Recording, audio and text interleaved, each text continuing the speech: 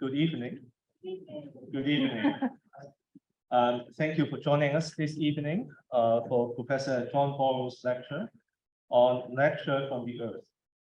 The event is co-sponsored by Father's United Church, the Ecumenical Chaplaincy at the University of Toronto, and the Center for Religion and its Context at Emmanuel College. My name is Henry Xu, a faculty at Emmanuel College and the director of Center for Religion and its Context. This is a new role for me. I've only taken up this role for just 3 weeks. 3 weeks. And thank you. This is my first time serving in an event sponsored by the center in this capacity. So let me welcome you all. Welcome all of you attending this event in person and those of you who are joining us on Zoom. Allow me to say a few words to introduce the Center for Religion and its Context to you all. So in 2019, Emmanuel College updated our mission statement to emphasize and celebrate our roots in the ecumenical heritage of the United Church of Canada, shaped by its context in Victoria University and in relationship with Christian, Muslim, Buddhist, and other religious communities. On that basis, we refined our vision as a leading theological school where students become more deeply rooted in their own religious and spiritual traditions while engaging the beliefs and practices of people of other religions. The Center for Religion and its Context was revitalized in that same year as an integral site for realizing that vision. Through academic and continuing education events, the center shares its distinctive contextual approach to the study of religion in all aspects, including sacred texts and their interpretation, theology and belief, historical development, lived experiences, and diversity of expressions in the United Church of Canada and in other Christian contexts, as well as Muslim, Buddhist, and other religious traditions. The intercultural and global aspects of theological education was realized by the center through tying together existing and often isolated initiatives. The center also serves as a hub for visiting scholars. It supports the activities of the Committee on Asian and North American Asian Theologies. The center also facilitates conferences and fora with the United Church of Canada and other religious communities to further interfaith dialogue. So it is a hub that fosters rigorous theological inquiry and inclusive practices of justice and care, contextual analysis, creative activity, and interfaith engagement. I hope you will all enjoy this evening's lecture by Professor John Borrows. And let me pass it on to Professor Jennifer Nadelsky to offer the land acknowledgement and to properly, officially. Thank you.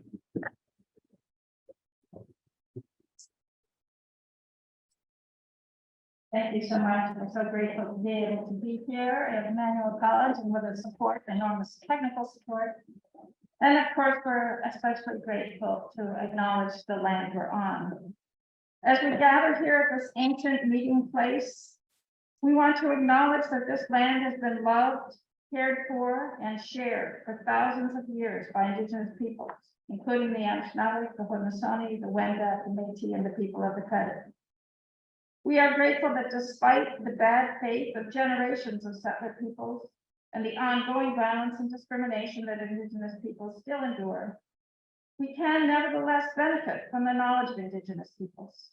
They modeled for us a relationship with land that was not designed to generate vast inequalities among people, and a relationship of mutual respect for the many kinds of beings that inhabit the earth.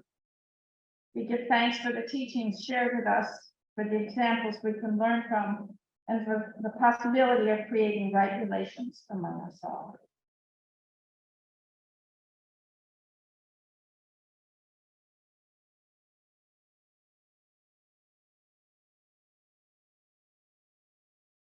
Law School and a retired faculty member of the University of Toronto Law School, where John is back again. So John is also a member of the Chippewa, the Nawash First Nation in Ontario, and he has generously helped to host gatherings at Cape Croker Reserve, where I and many others have been able to learn from the land he loves in particular. I trust you will have all noted in the announcements of the talk that he has won many distinguished awards and has greatly contributed to the growing awareness of the gifts of Anishinaabe law through his wonderful books. I've had the pleasure of knowing John for a long time. I think he came to a class of mine back when he was a master's student at the UT Law, and I was so grateful that he saw connections between the relational approach to law that I was working out and Indigenous legal traditions. And I remember him as a brave young scholar, building a job talk around the story of a dream of his. And he got the job. But I think the most important moment of connection was when we were both presenting at a panel for first-year law students on residential schools.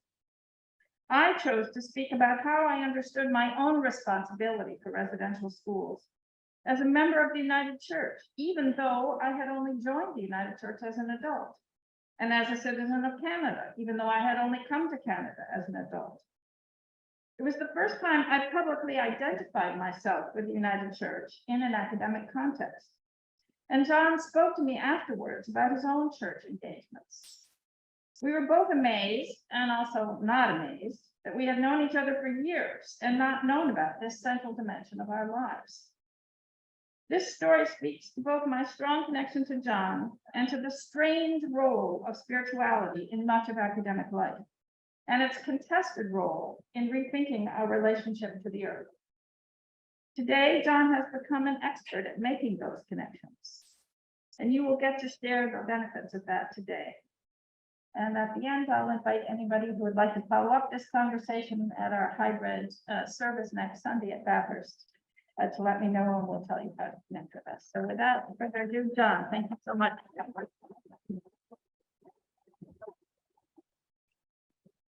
Thank you for this invitation and for that generous introduction, the sense of friendship that we've shared through the years and how we're learning from one another, even still in this atmosphere of encouragement.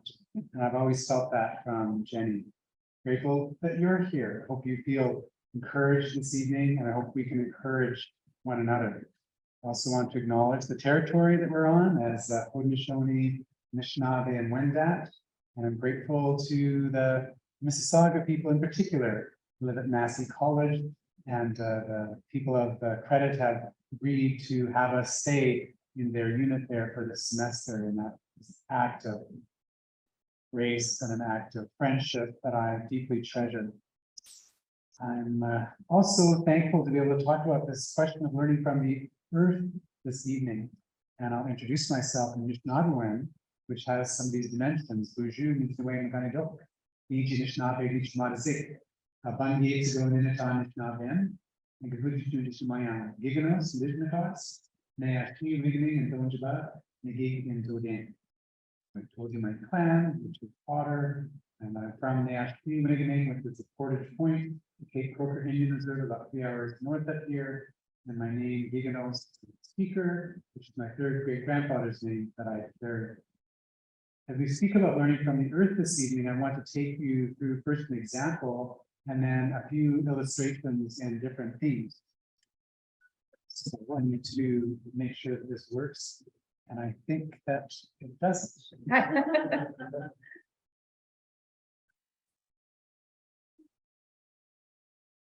Oh, okay, now it's ready.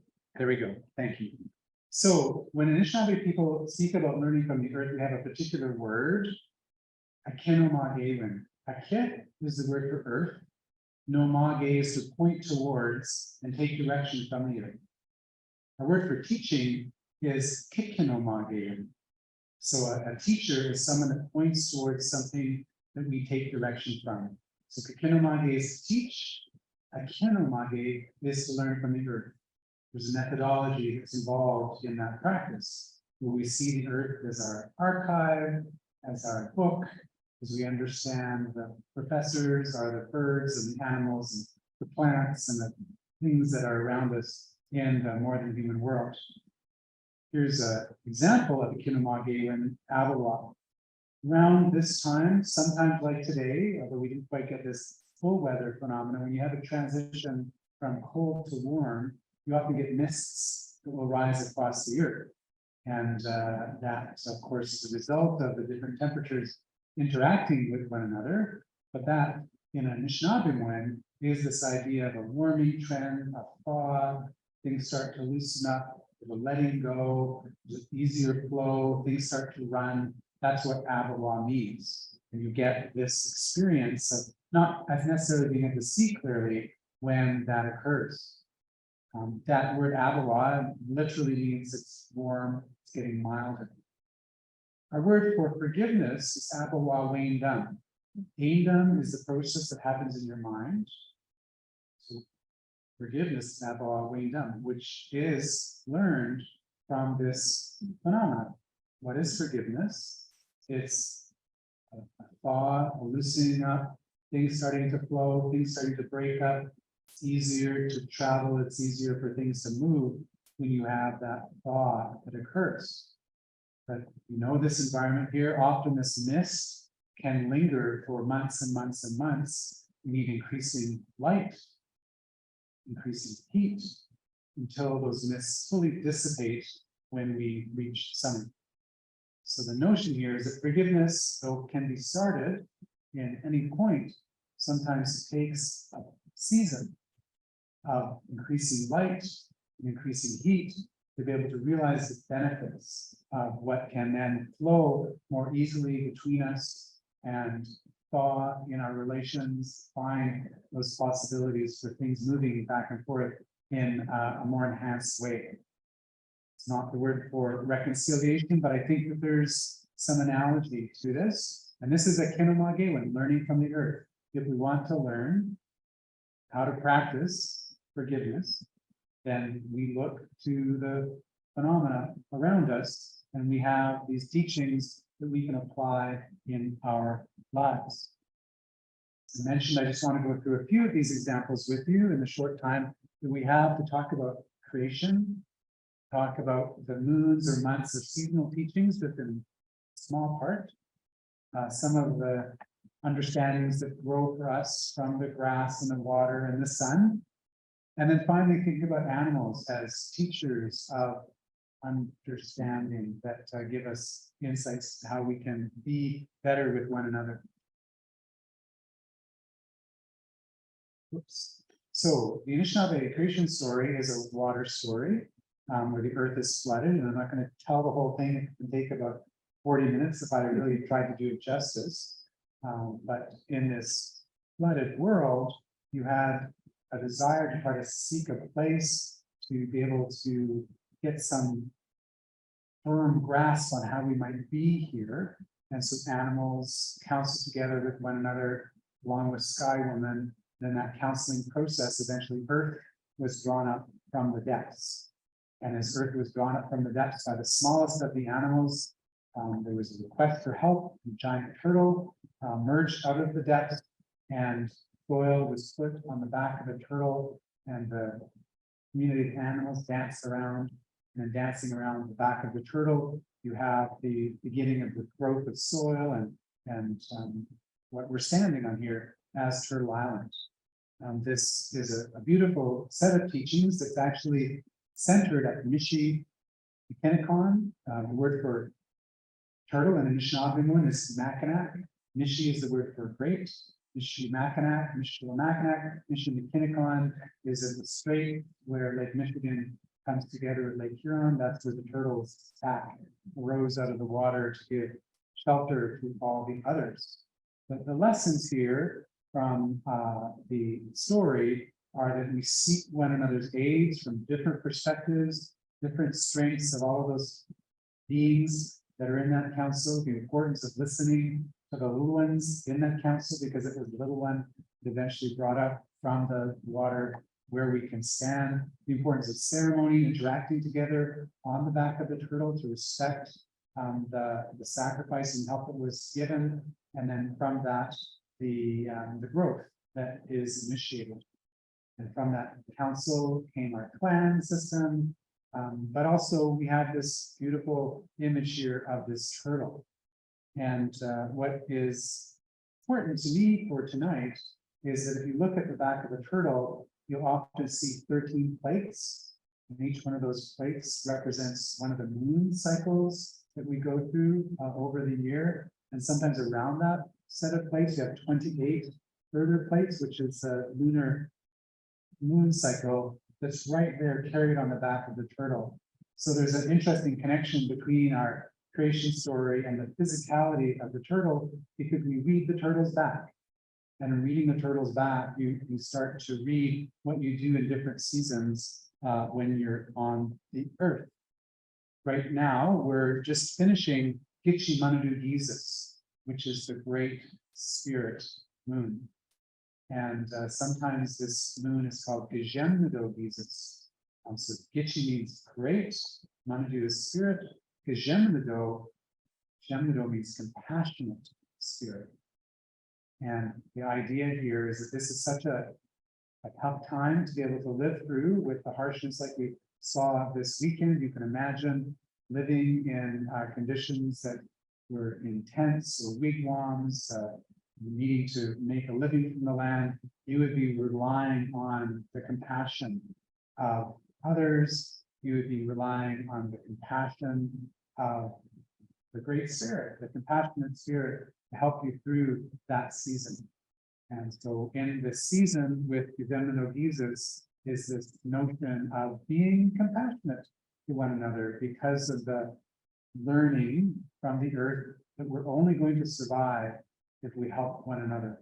And if we have something of generosity, of sharing, of mutuality, because no one can do it on their own.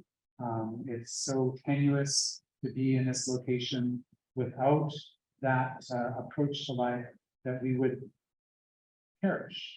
And so there's a beautiful set of teachings that's associated with the moon that we're currently in. The moon that's coming up is Makakonsi Jesus, which is the bear cub moon. And that's a beautiful set of teachings, because those bear cubs first box themselves in the earth. The word for box in the Anishinaabe is makak. Makakonsi is these little bears put themselves in boxes in the earth. And as they're there in the earth, what happens is those mothers give birth to their babies, right there in those dens. And as those babies are born in that space, they find their way to the mother's breast and they start to nourish. In other words, there are miracles happening under our feet that we don't often see. This generation of life that is not in our own eyes, nevertheless heralds the promise of new beginnings. So even in a cold month like this, you've got the arising of and the genesis of the creation of that next cycle that's occurring in that fashion. These little bears in the den, when they're born, often you get the mists that rise across the land, as I showed you with that Abawa teaching a moment ago. And people say that that's the afterbirth of the bear mother giving life to these little ones. So you're reminded of these bear cubs' birth with this mist occurring. And it, again, you're learning from the earth about the care that's there in that den, that things are happening to recreate life that are not always seen. And so there's many more teachings that I could give around Makakonsi Jesus, but it's exciting. There's songs I could sing you, there's stories I could tell you. There's a lot of reinforcement to this moon. The next moon is called Onabani Jesus. This is the moon of the hard crust on the snow moon. Sometimes it's called the broken snowshoe moon, because if you were trying to travel through the bush with a hard crust in the snow, soft underneath, sometimes your snowshoe could break and you could actually go through the soil. Also a time that's difficult to live through. And this is where often the suckerfish run into our territory. And without the suckerfish running into the territory, again, we wouldn't be able to survive. So that the message there, the learning from the earth there, the Akinomage, and from the earth there, and the lesson is that the suckerfish show compassion on the Anishinaabe. And that is a way that we make our way through the world. The next moon here is hard to pull up, but it's Iskegimizige Jesus or Zinzibakado K Jesus. This is the maple sugaring moon. Of course, this occurs when you get more heat and still freezing in the evening after dark.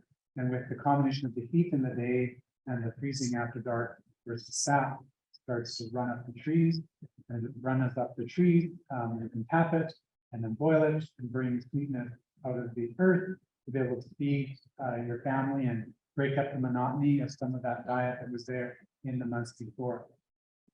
One of the teachings I received, again, learning from the earth here, is that there's very few times in which the water run uphill, but with the sap running up the trees, you actually see this reversal of what normally happens on a hydrological table.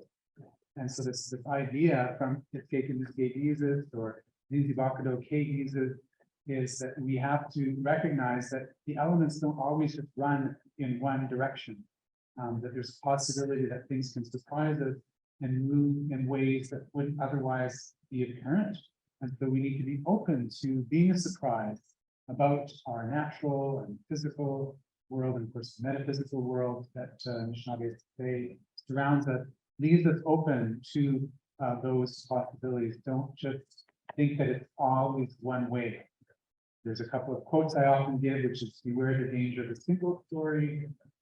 Nuance is sacred. Part of what we're learning from the earth here in the season is the unexpected functioning of physics that can then give us an understanding of metaphysical functionings that aren't always something that we see as clearly. The moon that comes after this is Ode Eminigizes, which is the strawberry moon. The strawberry is called the heartberry. Ode is the word for heart.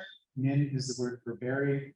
Why is it this way? Well, of course, it looks a bit like a heart, but it's also the case that the runners by which the strawberries reproduce and root themselves to the earth, if you boil them, those are good for your heart. The medicine there in the runners is good for your heart. But the reason for the heart there beyond those is that the strawberry is close to the earth. And if you want to learn how to have heart, if you want to learn how to be medicine to others, you remain close to the earth. You don't vaunt yourself, you don't puff yourself up, you don't put yourself above others. It's this lowly little plant, in fact, provides great nourishment and strength because it remains focused and connected in that way to the earth. We also have a lot of stories about visits to the afterlife that occur through a character named Odemin. And so some of our teachings about the afterlife come from his visit there, and in returning to give some of those teachings to people in that way. You see another word here, mashkite. Mashkite, mash means strength.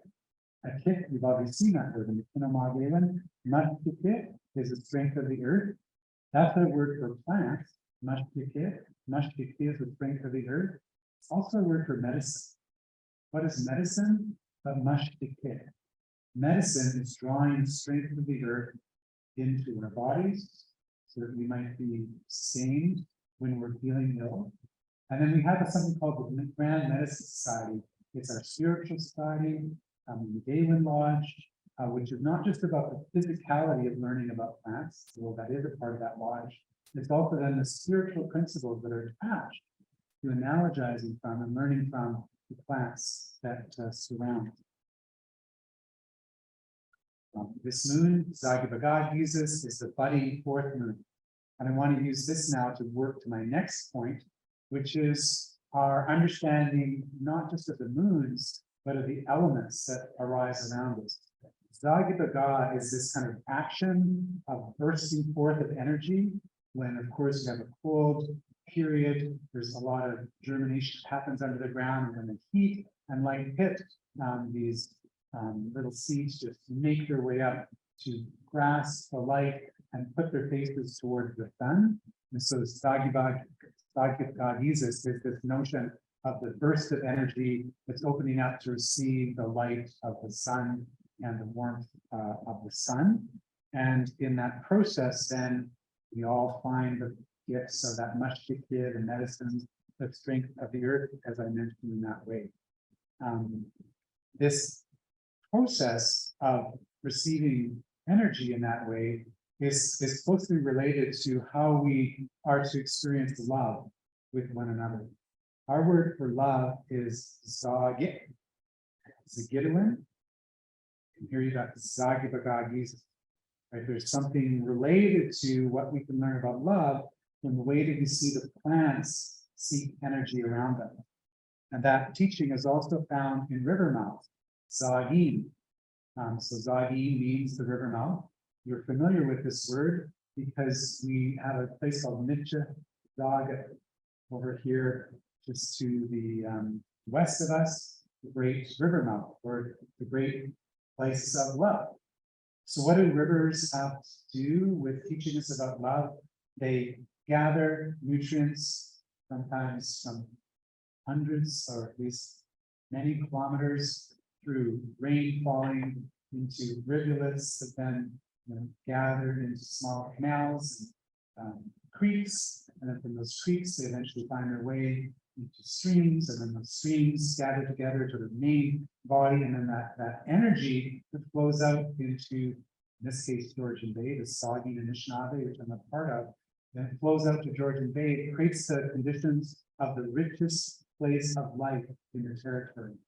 Because of all those nutrients being deposited, you get all, of course, the seed and the microbial life that then gather together with the plants that are sustained by the pouring out of that energy. And with those plants, that helps sustain the insects that will feast on those plants and reproduce in those plants. And then you bring birds in that also find sustenance from the plants being there with those insects, and the fish, of course, find their way into these spaces. And with the fish and the plants and the birds and the insects and all that microbial life, and eventually animals move in there. And when the animals are there, then of course humans move there.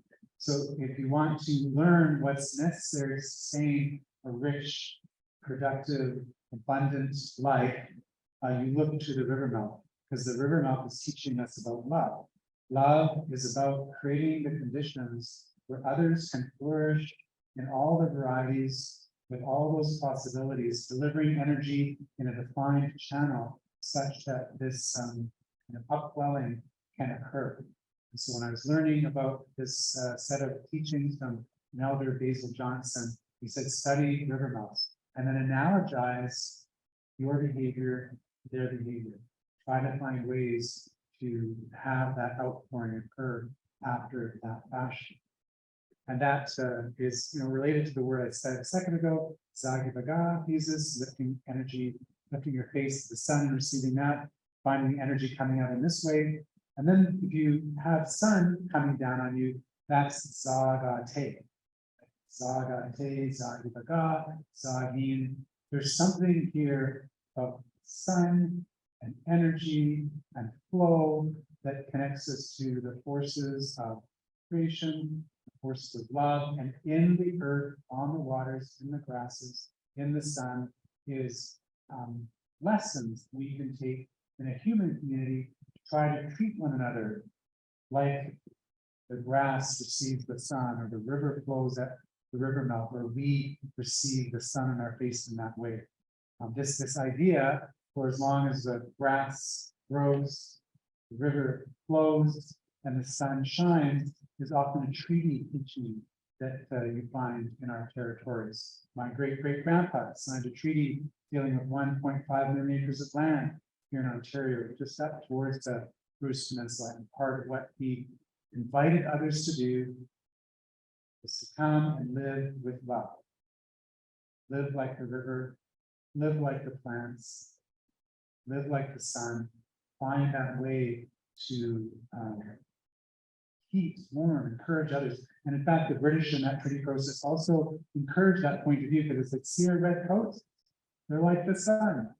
Whenever you see our red coats, you will know it will be a constant source of. And they talk about some of these teachings here that I'm referencing in regard to the earth. These teachings now are put into many constitutions of Anishinaabe people. This is the Chinookanagewin of the Anishinaabe Nation. It's been accepted by other nations. We've got 43 nations considering this way of wording their relationship with one another and with the earth. This one here is from the Sarnia First Nation. And I'll just read a bit. Ningudwe Wang is it Anishinaabe. One Anishinaabe family. The Benjigay, Gisan, Anishinaabe, and a kit, Gibitigwan, Gadi Manadu Wadazuin. Creator placed the Anishinaabe on the earth along with the gift of spirituality. This is in our constitutions. It's in our oral constitution. It's being expressed in our written constitution. Shure, Nibe, Akit, you know that word now. Noden, Gibitigosanoon, we Nagadawain Damang, Mompi, Shikamikwam.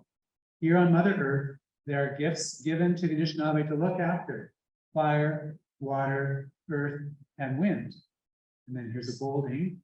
Benjigay, Yini, Non, Getchwa, Wendigo, Anishinaabe, Wa, Najnun, Ninda, Nishwas, Wikino, Madmana.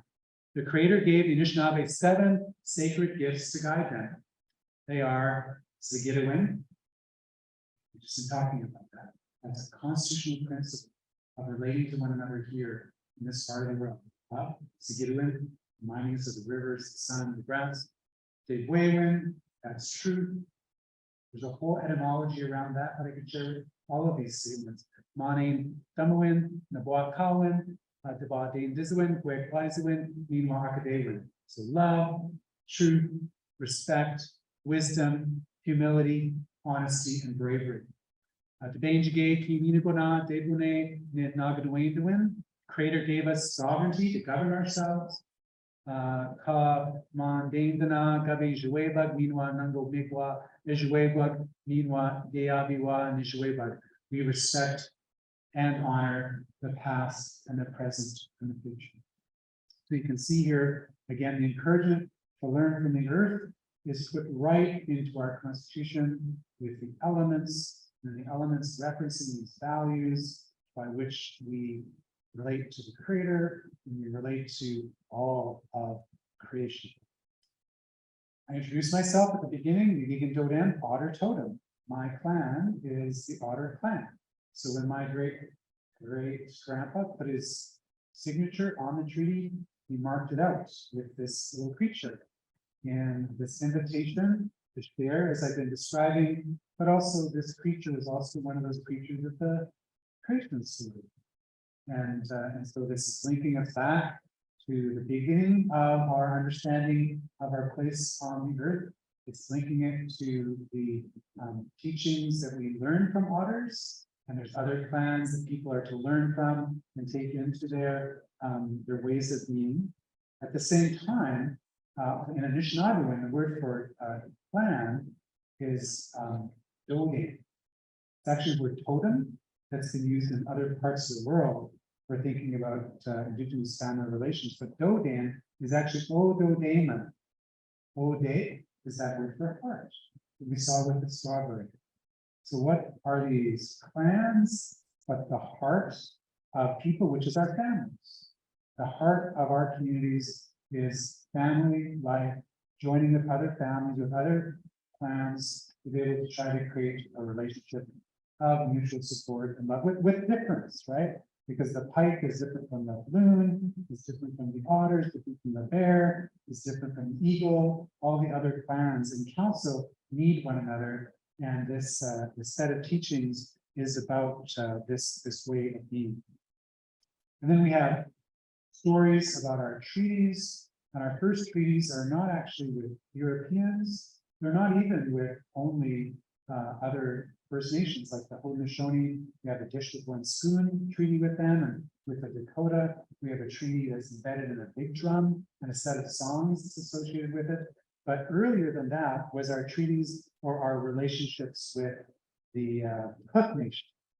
They left our territory. I'm not going to tell a long version of the story, but they were only persuaded to come back to live with us when we undertook a set of obligations to treat them with respect, to only take what's needed, to preserve forests and fields for them, not dishonor their bones, to leave gifts when we take them in return. There's a whole set of obligations there, in the treaty relationship with the Cook Nation, and as a result of that set of relationships, then we find they're part of our life and our community as well. So this notion of learning from the earth is also learning from the animals and how we might enter into obligatory relationships of mutual respect. This is not unusual right now in the west part of the country, on the eastern slope of the Rocky Mountains, from the Yukon to Yellowstone. First Nations have gathered over the last couple of years to enter into a treaty with the buffalo. It's not just a treaty between First Nations about protecting the buffalo, it's also a treaty with the buffalo, ensuring that the obligations that are there through the longer period of time will be picked up in today's setting and will be a part of the way that they live. So this idea of learning from the earth is to see these animals as our kin, to see them as these relations.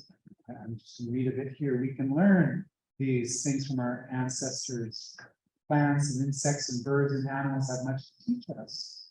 We are their descendants, and they are our elders.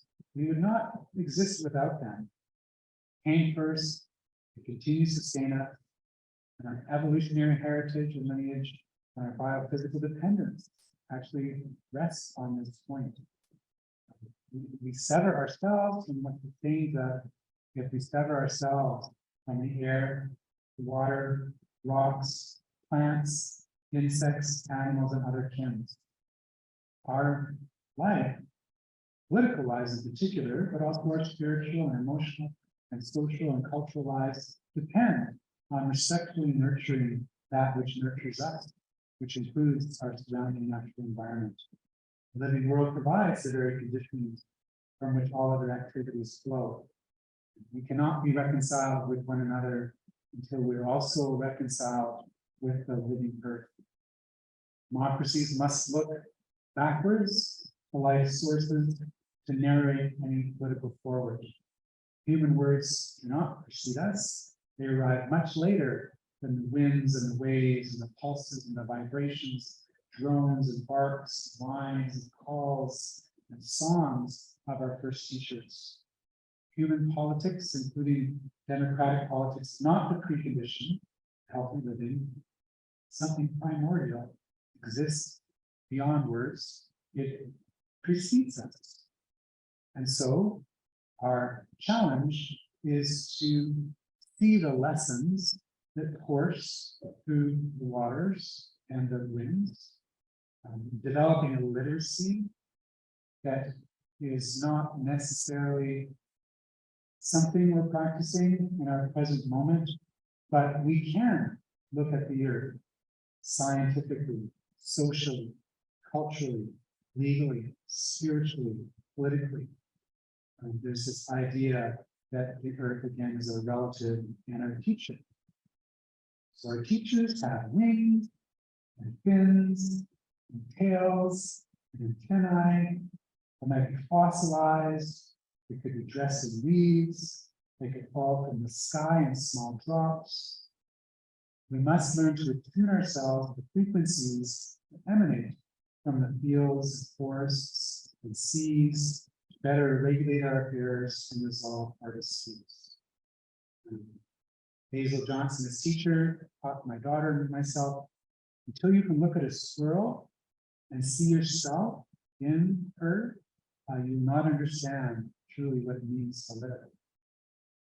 And that's a key to effective living. So this idea of understanding the earth as our teacher, understanding their messages that are given to us in the way they live, is a part of many dimensions of a missionary life. Let me quote from the Quran. And there is no creature on the earth or bird that flies with its wings, except that they are communities like you. We have not neglected in the register a thing, then unto their Lord they will be gathered. These are communities that we learn from as we taught here in the Quran. Another quote, and your Lord inspired the bee, set up hives in the mountains and in the trees, and what they construct. They eat of all the fruits and go along the pathways of your Lord with precision. From their bellies emerges a fluid of diverse colors, containing healing for the people. Surely this is a sign for those who reflect. Beautiful teachings from the Quran, pointing us to God found in the natural world.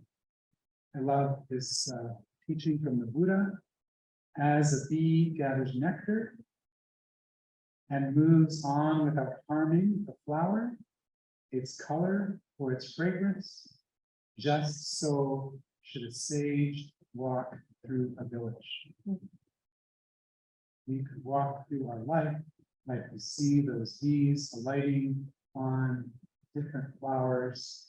That is the encouragement we find in that tradition. It's how to live with equanimity, how to live with peace by seeing that reflected in the natural world around us like that.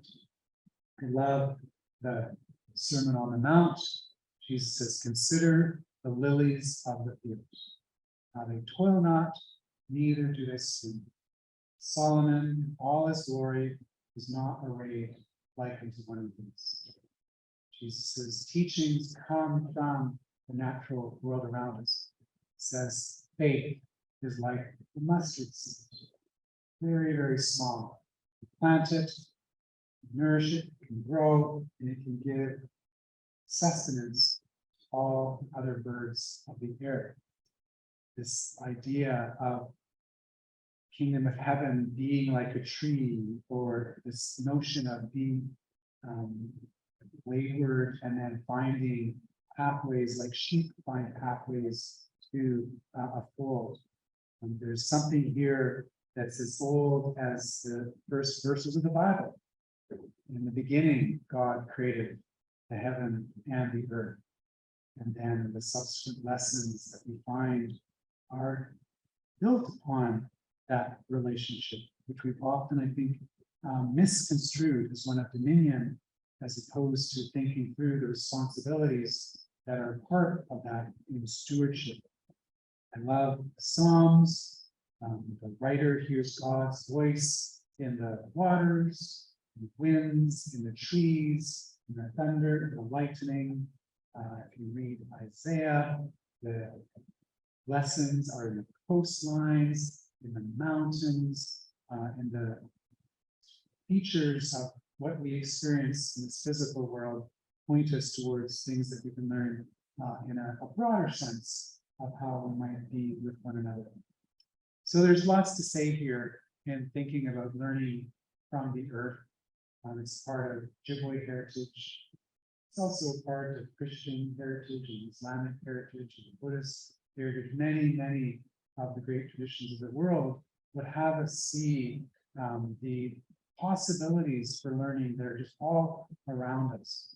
And I've written this book, Resurgence and Reconciliation, the notion of being earthbound, trying to find some of our pathways forward by being reconciled with the earth.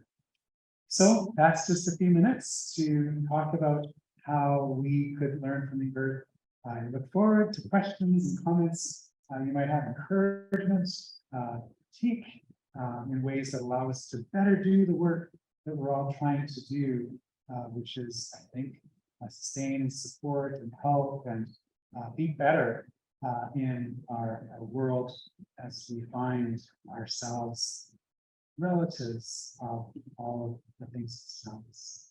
Thank you, and look forward to questions and comments. I see some people online here as well, as you'll also see now.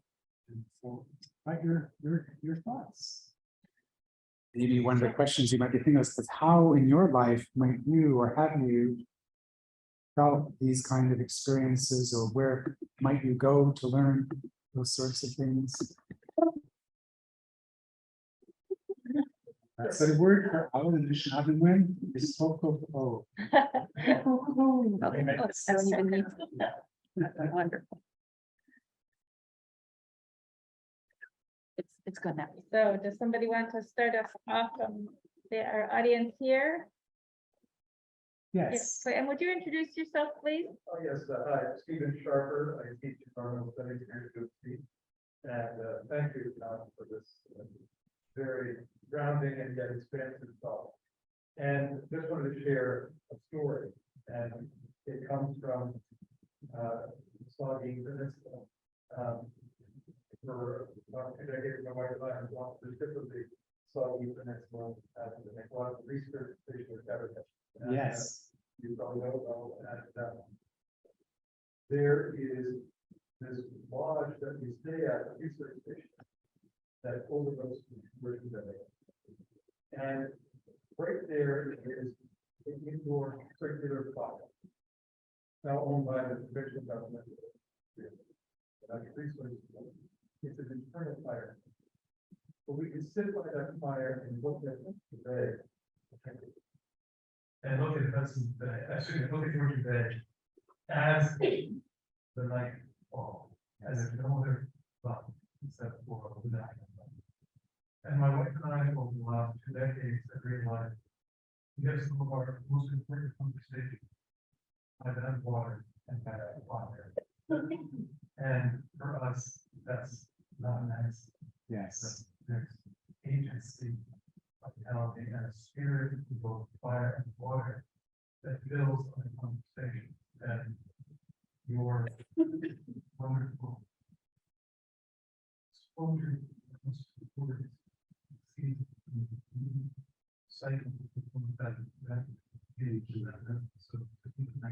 That's a wonderful teaching, and for those that didn't hear it online, there's a place on the Saugeen Bruce Peninsula where there's a research station, and the next station there's a fire, and there's a circle, and you can sit around that fire and watch the moon rise and the sun go down, and have these great conversations in that setting. That's a beautiful teaching that, of course, is many cultures around the world share. If not, many people share that too. I've already mentioned the word for heart, which is Ode, and the little heart berries is Daemen. The word for clan is Sojo Daemon. The word for fire is Ishode. Ishode. You gather around that fire, which is a heart function as well. And when the Anishinaabe people would do work to try to bring us together as a nation, we had counts of fires. So there's a council fire here down with the Mississauga, council fire up at Chickaning, the Rama, a council fire over in the Saugeen area. By sitting in that space and having that experience, so you learn how to talk with one another. Because what are you doing? You're kindling. You're adding and laying on energy to one another as you draw forth your conversation. It ignites, it sparks, and it draws energy from the unseen.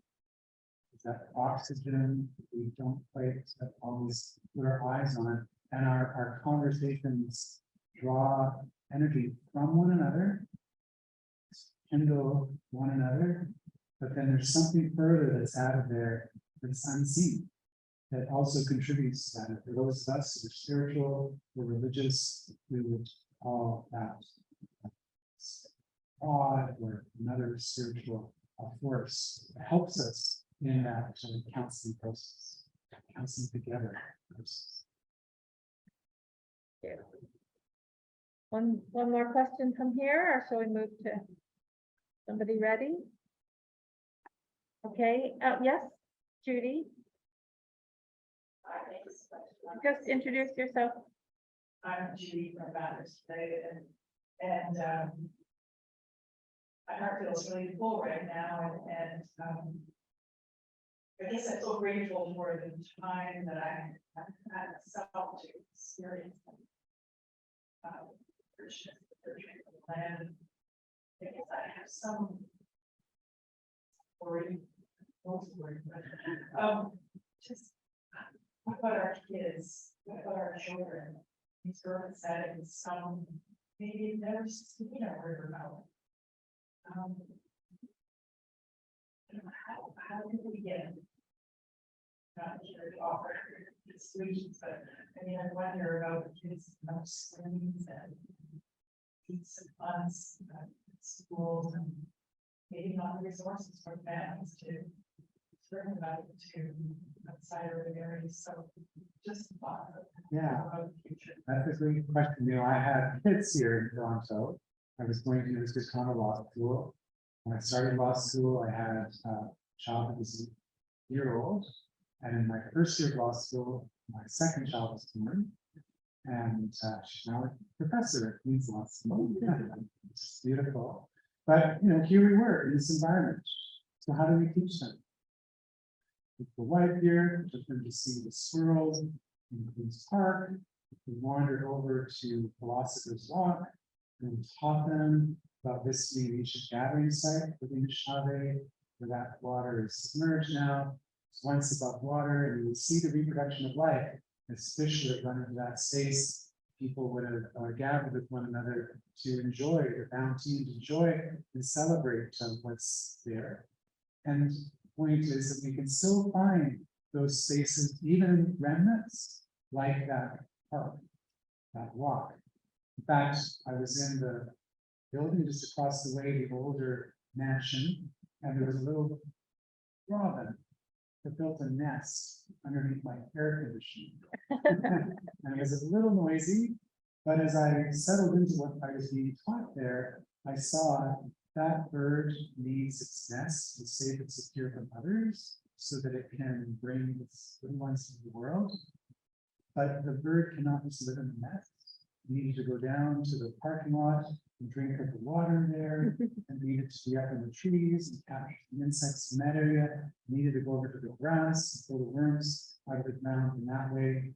In other words, we need a nest, we need our broader territory, and that reminded me of what we can do with our kids, even in spaces like this. And of course, we can take them to a reserve or a park or some other water stretch. We can see fuller diversity of how these things intermingle, but they're never far from us. I taught a class, Anishinaabe Law in Toronto, 4 days wandering this site right here on the land. You don't have to be on a reserve to teach all of these things that are present to give guidance to our lives. We need to do better. We need to pull out further those wilding or even cultivated spaces for those teaching and not excusing for one moment our neglect and how we treat so partially the earth in the city, but we don't have to be despondent. We can find hope and we can build on what we have and further enhance it by leading little ones along. And they'll lead us because they point at things and their excitement is more than I can remember. And I suddenly see anew that bird, that squirrel, that tree. So they, it's a real reciprocal relationship like learning. Thank you. Sean, can you see if there are people on Zoom who would like to ask a question? Yes, absolutely. First of all, thank you, John. I appreciate this evening. Yes, Danny has a question for us, and I'll hand it over to Danny. Miigwech, thank you, Sean, Buju, John, and everyone. Can you hear me okay? Yes. Okay, awesome.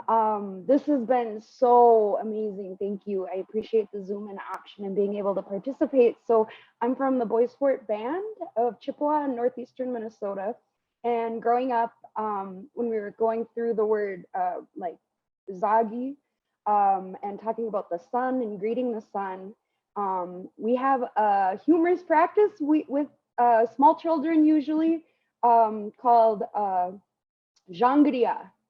And that's where when it's kind of semi-cloudy, to get the sun to stay out the rest of the day, we moon the sun. And so I'm not sure if you have any familiarity with that word or practice, and if you can talk a little bit about humor, if that has come across your realm anywhere in relationship with the land and our animal and plant relatives. Miigwech, thank you. Thank you. Yes, Shangadiya, this idea of moaning the sun is an important part of our spirituality as well. That is finding humor in the natural world, is seeing incongruities that are present there, and like those incongruities, also recognizing that they're there in yourself. And I can't think of something just off the top of my head, but they're always a part of the teaching, is to point out where those things might lie. My mother said, if you're not laughing, you're not learning the language. If you're not laughing, you're not doing the work that is required to describe and to follow through with what we're talking about today. So thanks for that from the Boys Fort reservation there in northern Minnesota. I had a couple of students, and I taught them since law school in that community, and so it's good to know someone's online on that part of the world. Thank you, thank you. And really quick, is that like a direct relationship with the presentation you had of the other uses of the word? Like it is the same Yes, context? that's right. Okay. Very cool. Works through morphemes, these are little building blocks of broader words, and you put them together almost computer-like, and you end up making a statement. So just a little explanation, 70% of the Anishinaabe language is verbs, and with the nouns, things are animate and inanimate. That's not like male or female, but what's living and what's not quite as active. That agency, that livingness, that animacy might be in things like rocks, and there's other things that we could see as inanimate in our life. I'll give you an example of one of the words, building on morphemes, is our word for blueberry pie, which is Chigyatsu Venagoshi Minavashi Minasakani, all these little morphemes going together.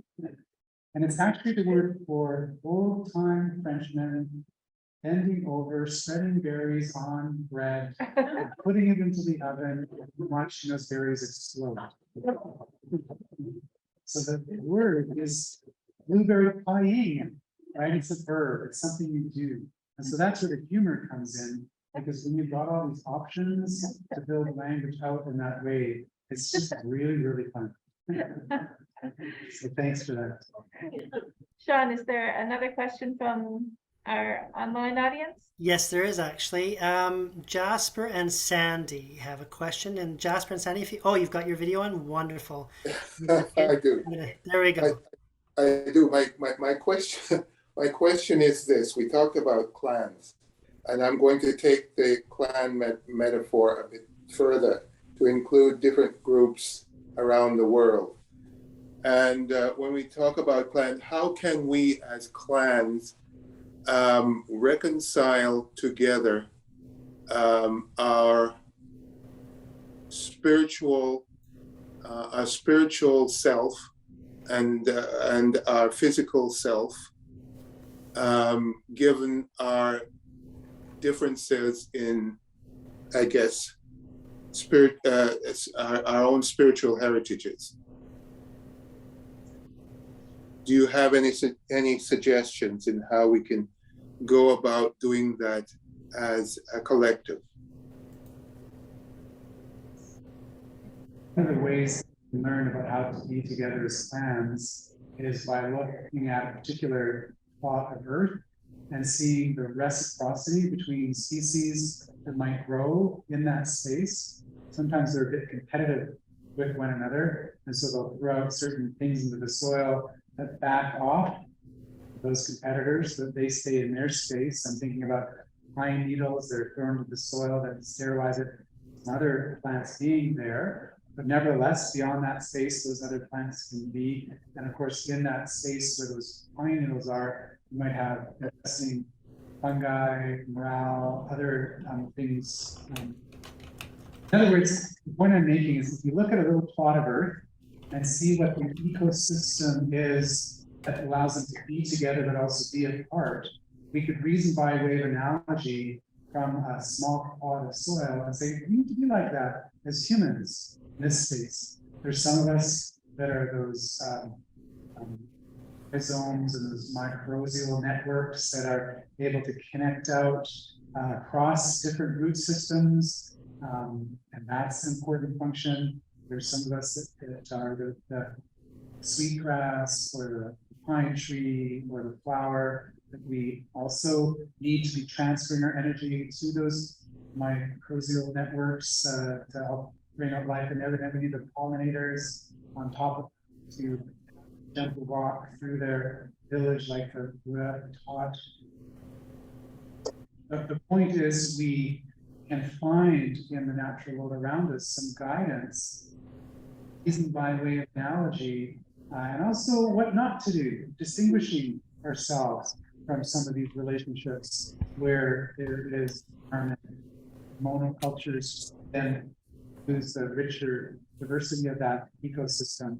And this, again, I think is what many of our religious leaders taught through the ages, that there's room for different voices, peoples, plans, approaches, the notion of love and peace and compassion and understanding and respect in all of these traditions are an encouragement to do this work. But I'm also saying it's under our noses, we might be able to find some power too.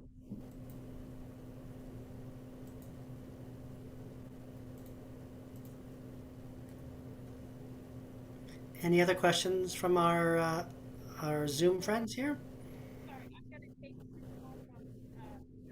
Here, and then I'll move back to Zoom, okay? Great. So in the room here is a question. Go ahead. Okay. My name is Shane. I'm in third year student for college studying history and relations. And thanks for the great presentation. I'm involved with the student council here on campus and in other advocacy sort of bodies. And it's something I'm really passionate about, is student advocacy. I wanted to ask, I think something really encouraging on student council. Student advocacy, like you really need to listen to students. And I feel like the association, a lot of the time, is misunderstanding. And I was wondering if you, Norman, James from here, that would break down that sort of barrier of not listening to encouraging the fact that the community. Yeah, that's a great question. How might we learn from the earth about how to better listen to youth is something that if we were in a private setting, might offer me tobacco, I might ruminate on it, think of a few different possibilities, and then we'd have a conversation about how those stories might apply in that instance.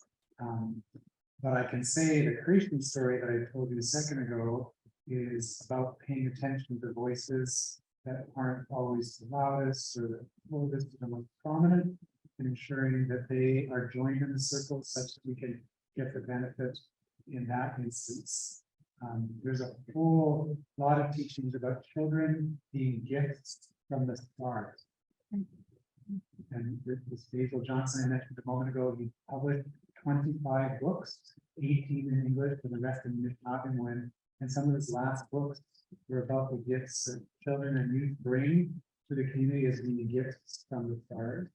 And that sense of attentiveness to youth is something that replenishes elders as they're in their fourth fill of life. Sometimes it's a struggle, they need to have those voices keep walking themselves.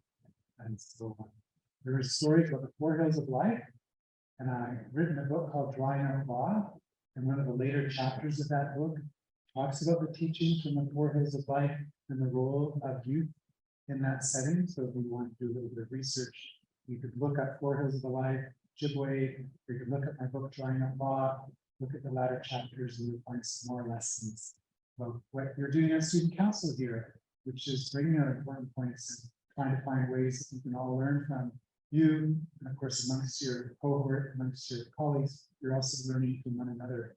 And thanks.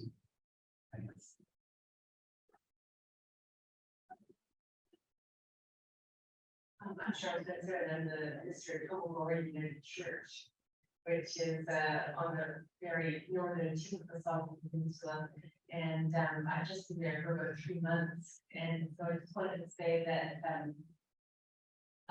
the little bits and pieces of words and concepts that I'm learning in digital measurement are so expanding my experience and orientation in the land. Yeah, it's just so different from how we were educated. That's so exciting as you speak. I can sort of feel the excitement on the back of your neck, knowing that you're in the territory there, learning about the language and the land. The language really is keyed quite strongly to the land, and just is beautiful to be having that opportunity. My grandpa, when I was a teenager, lived in what is now the Bruce Peninsula National Park, before it was a national park, for years on end, in the bush.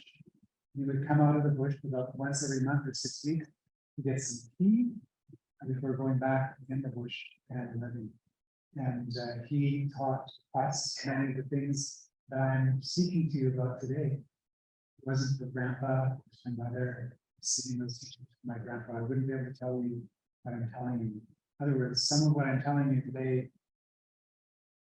is just what we learned from someone else, from the land, that just gets passed along from generation to generation. What a privilege you have to be there and participate with that land and enjoy really that beauty. It's just stunningly incredible. Thank you. So Sean, will you see if there's somebody else on Zoom who'd like to join in? I don't seem to be any other takers on our end here. Oh, We are drawing near there's close. somebody. There is a comment here from Ellen Jorgensen. Chi miigwech, Dr. Burrows, for sharing your wisdom with us tonight. Your generosity is touching and deeply appreciated. And thanks to the center for making this happen. Well, it wasn't just the center. I just wanted to clarify it's Bathurst United and ECUT as well. So the ecumenical chaplaincy. But anyways, I wanted to make sure that was clear. Yes. Thank you. I also am reminded as we're now closing to say miigwech, which is the word for thank you in Anishinaabe one. Actually, the word comes from a fur trading context. And if you were loading furs onto someone, you would say gwech, gwech, gwech, gwech. And then you would say miigwech, which is that's enough. So that's enough. It's wonderful to have that as an expression also of thanksgiving and understanding that we're full and we can go away and think about what we've learned. And I'm so appreciative of Jenny. I'm so appreciative of the United Church. I'm appreciative of the center here. And I do hope we continue to intersect in many ways as we keep walking this road. So, miigwech, thank you for inviting you. I just want to say to everyone that we're actually keen at Bathurst to hear more from the youth in our midst, and that's one of our reasons for wanting to work together with the chaplaincy. And so any of you who like to see how we try to follow up, of course, we can't really do what John did, but reflect on our relationship to the earth at Bathurst next Sunday in a hybrid service. If you go to admin@bathurstunited.ca, then you'll be able to find how to get a Zoom link, or come in person, we use the chapel at Trinity St. Paul's on 4th Street. So thank you all for coming, and I hope this will be the beginning of many future conversations. Thank you so much, John.